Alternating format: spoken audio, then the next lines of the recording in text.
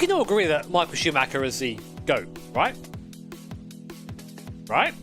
I am personally not biased at all. No biases here whatsoever, zero. For me, Schumacher's always been just the one, the most dominant, the most controversial. Whenever I see a scarlet-coloured Ferrari, I think, oh, that's some good shit. I mean, let's just put up some stats here. 91 wins, 115 podiums, and 68 pole positions, which is probably most relevant to what we're doing today. Now, I don't often try and beat pole nowadays because, well, I've got a girlfriend. But I figured because it's about 24 years since Schumacher took his third WDC and first at Ferrari at Suzuka, that I will try and beat his pole lap from this awesome circuit. But I thought, given that it's been roughly 24 years, I say to the day, we're about a couple of weeks outside of the date it happened. I think it was like October the 8th or something. Give me a fact check, Mr. Editor. But basically 24 years since he won at Suzuka, clinching his first championship at Ferrari and his third WDC, which of course would go on to become 7. And given that we have a nice period corrective version of Suzuka, complete with that annoying ass chicane, and a very, very good approximation of an F1 car from the 2000s, the RSS 2000, I figured it's time to see if I can take it to the big man. Can I beat Schumacher's Suzuka pole time? To do that today, I'm obviously using my Moser R21 wheelbase alongside this lovely Moser FSR rim, which, guess what? You can get over at Abruzzi, baby. Be it wheelbase, be it wheel rim, or pedals, Abruzzi, we have it all. And if you're unsure what direction you want to take your sim racing journey, then our trained sim professionals are there to answer all your questions. As always, link for Abruzzi down below in the description. It has occurred to me that I've not really gone over the car yet. So this is a 2000 Ferrari F1 car, about 800 horsepower from the V10 engine sitting just behind the driver. A good amount of aero, but nothing compared to today's standards. These cars are pretty fast in a straight line because of it. Both narrower and shorter than modern cars, so far more agile, and no TC and no ABS. And the time that I've got to try and beat today is a 1:35.825. Now, I haven't driven this car for quite some time, so I'm not really sure what to expect. So what I'm going to do first is just literally go out on the baseline setup, go out from the pits, get a warm-up lap, and then try and set a okay-ish lap time. Oh, it's so fast! I forget how quick F1 cars are. I know that sounds stupid, but it's been just a little while since I've driven one of these things. Let's try and get accustomed to driving Suzuka, one of probably the most challenging circuits, most technically challenging anyway, in a car which doesn't really want to do anything apart from speed you off the road at a million mile an hour. It's going to be a fun day. So, coming up now, that was through Dunlop now, which is the first Degner curve. Roll it over there. And then third gear through this second Degner. Easy on the exit, really easy to spin the wheels there, and at any point in this car, really. Second gear through here, down the first gear. Soft on that throttle. You can see the car just trying to spin those rear wheels. It's so hard to get out of those tight corners. But once you do, you get to just listen to that V10 engine sing. Spoon curve. Try and roll some speed through here. Not too much speed. Don't touch that green on the outside. Don't touch the curve though. Keep it tight. And now unleash the 800 horsepower towards the 130R. Now, not sure if it's flat or not, so we're going to just try it. I don't think it was flat in period, but we'll give it a go. Tiny little lift there. I think I can go flat. And now for a very, very different last chicane. A lot tighter. A lot tighter than what we're used to. Cool. Well, that's the circuit. Let's set ourselves a baseline and see where we are. Or where we aren't. T1 for the first time. A late free brake here. Oh, not that late. Oh, Jesus, bit of a mistake on the way in there. Lucky to actually get away with that, I think. Try and keep speed up through here. Can use a bit of his curb on the inside. It does help turn the car, but not always in a nice way. Take fourth gear early. Oh, Jesus Christ. Well, that's a spin. Let's try that again. And try and get a lap time this time. Cool. Made it through in one piece this time. Oh. You really can throw it in there, can't you?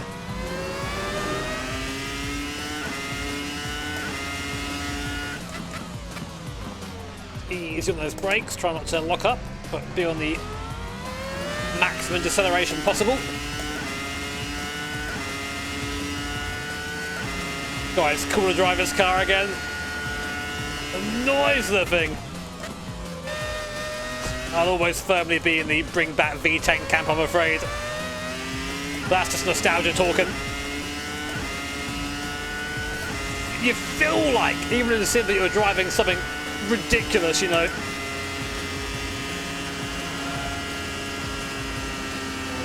Right, so 35.8 to beat. Let's see how far off we are. I'm not ideal into the chicane there, bit of a slide from the car. And there goes 35.8. We're on a... So our first time is a 38.6. 2.8 seconds off. So we've got some time to knock off. So we'll just try again.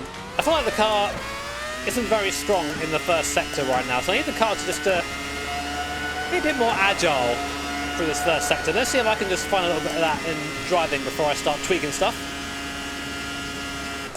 Huh? Oh, Jesus Christ. So I'm going to bolt a little bit more rear wing onto this for now. I'm also going to mess with our gear ratio slightly because I think we're not making the most of our gearing. Because with these V10 engines, they are super peaky, and what I mean by that is they make peak power right at the very top of their rev range. So anytime we're not in that peak rev range, we're losing time. It's free time to gain, so much shorter gears now. That 7th already buzzing. There you go, 300 kph. Oh, so that wing change has given us quite a bit of understeer, but at least it's predictable. Already it feels like it's a bit easier to handle, although I might want to make a few more adjustments to almost counteract just how much that's given us understeer now. Oh, launch over the first curb, and just be really wary of a second. Oh, easy, Jimmy. Like a TC, man. You just sit on the rear tyre out the corner.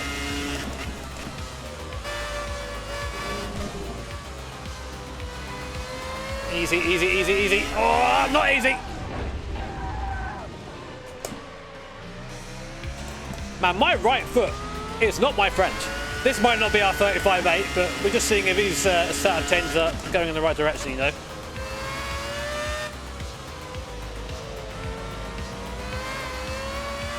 So slippy. Might want to do like a differential adjustment or something on power.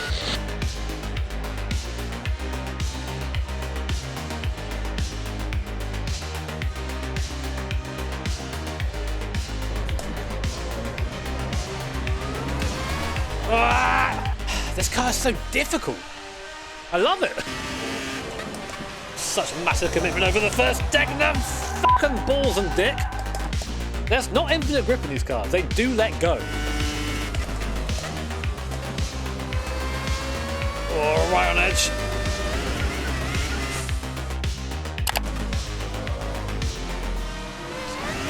Oh my God. Jimmy. Don't lock the wheels. God damn it. Keep going.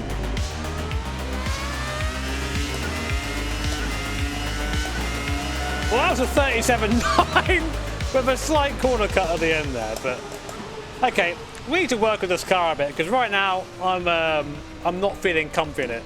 I'm just feeling like I'm just hanging on, which is not good for going fast. But time for the easiest adjustment. We're running no fuel usage, so I can basically put 1 litre of fuel in this, which is the lightest the car can possibly be without it just being off and dead. I'm also going to bolt a bit more wing with it and see if that helps us through the first sector, and we'll take it off as time goes on if that's just too much for us. This should make a pretty decent improvement.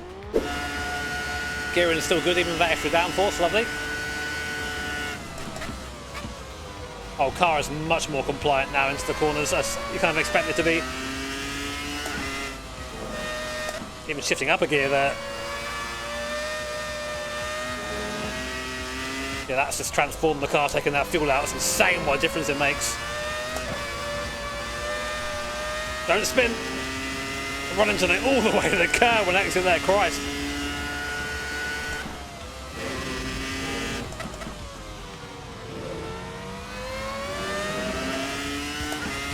So hopefully this will get us into the 36s at least.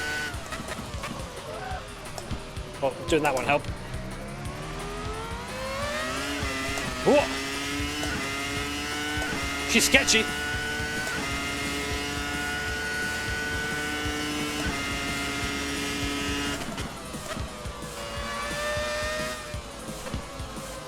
Keep it tight and then squeeze the throttle and exit. Lovely.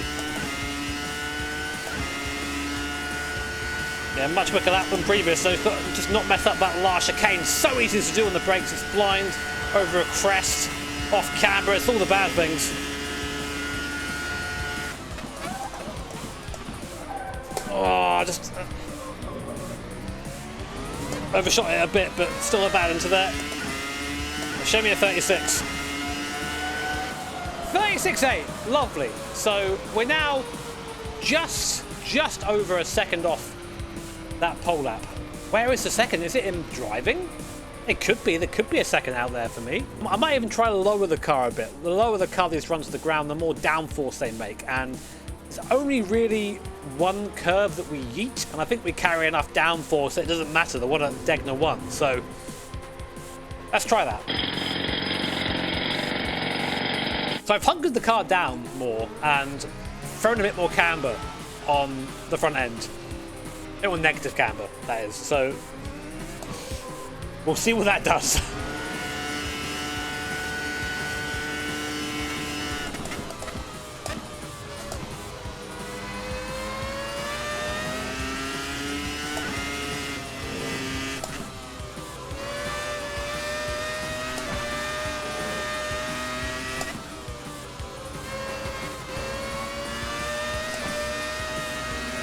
Hold. Oh!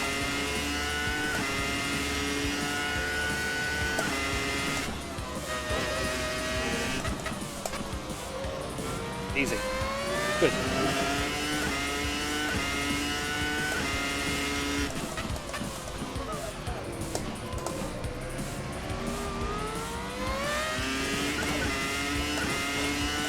It's so rowdy!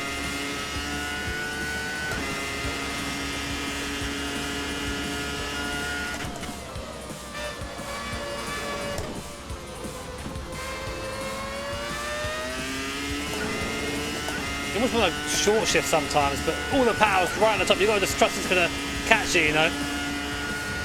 It's not a bad lap so far.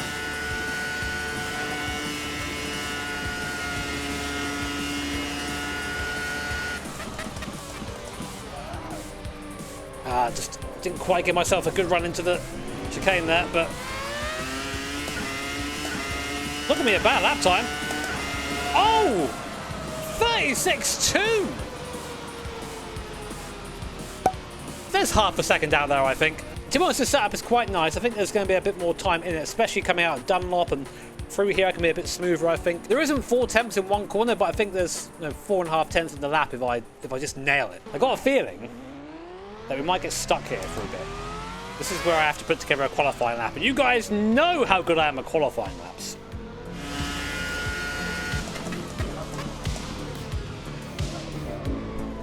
Oh, I hate this corner so much. No! Oh, it was so quick. It was, I think that would have been it as well. Oh, that fucking last chicane can suck my dick. Ass. Hang on to it, boy. Fucking these curbs, mate. This is a bit now. This always happens. I get to within my touching distance and I start trying too hard and I just make a mistake after mistake after mistake.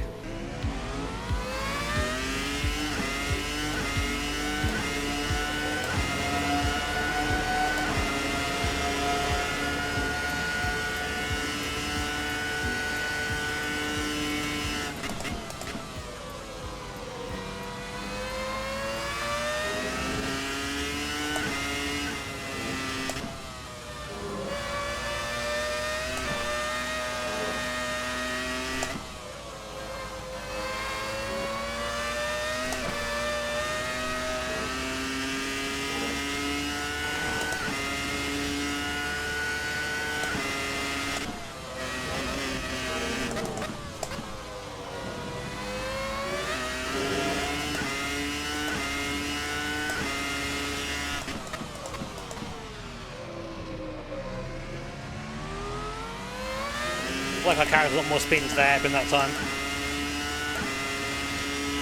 Felt like it anyway, but who knows.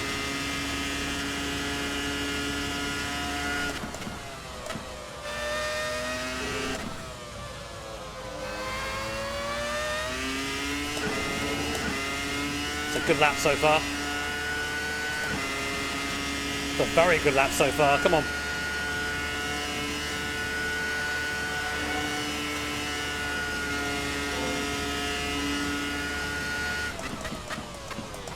Oh, it's so early.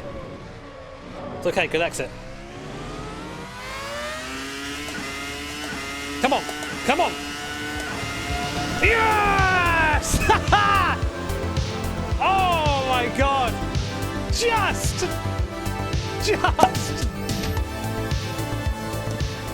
That wasn't perfect. It wasn't perfect, but it was just enough to do a 1:35.811. And the numbers after the 8 do make a difference. We narrowly do enough to take what would have been pole position for the 2000 Japanese Grand Prix. Oh my God. And I was driving that like a sim racer. I was throwing it everywhere, giving no regard to the car, to anything else, the circuit, just launching it round. And that sort of pace for me, definitely not sustainable. And the fact that I can only just touch that lap time after far more laps than Schumacher had in the comfort of my own home using a sim wheel, just goes to show how great, how amazing F1 drivers are, especially my go. Especially my Michael. So by an incredibly narrow margin, we just about beat Michael Schumacher's pole lap for the 2000 Suzuka Grand Prix. If you enjoyed the video, feel free to tap that like button, subscribe, do all the good things, and let me know if you have any laps you want to see me try and beat. Take care, have an awesome day. See you next time.